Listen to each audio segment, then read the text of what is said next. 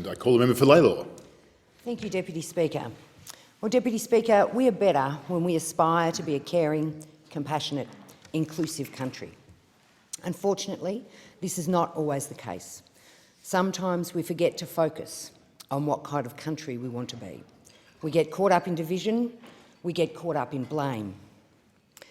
Last week, I had the privilege of meeting with our local not-for-profits and community organisations centred around housing and homelessness. These people work day in, day out to make a difference, to be compassionate, to be caring, to aspire to be a better country and a better community. Shadow Minister Jason Clare joined me to meet with the group that we call the H3, Health, Housing and Homelessness. This is a group that have been working tirelessly together.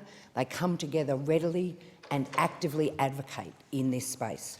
It was an absolute pleasure to meet with them once again and introduce them to our new Shadow Minister and be in the room for an incredibly important conversation. These people are an example of what we should all be doing, reaching for our humanity, seeking to support rather than blame, to help rather than hinder.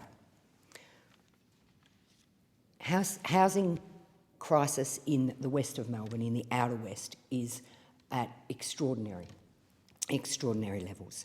We heard stories of families living in cars, of broken lives being put back together, of the people who work side by side with people who've fallen off the cliff of homelessness to build trust, to rebuild confidence and self-belief, to get stuff sorted, a roof, an address, a GP visit. The first steps to re-engaging with society, re-engaging with the system, re-engaging in order to get payments to support them. In Melbourne's West, homelessness increased 40% between 2011 and 2016. When television covers homelessness, it tends to be in the major CBDs of our cities. It is rife in the outer suburbs. I want to acknowledge the people that we met with and their work that they do every day.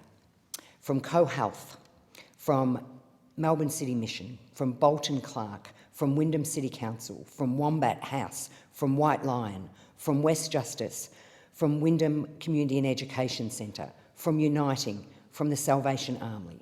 Their work is incredibly important and they need this government to sit up and pay attention, to address the issues that are happening in our suburbs every day. When I walk the Werribee River and see people living in tents, I am horrified, I am mortified at what our country is coming to.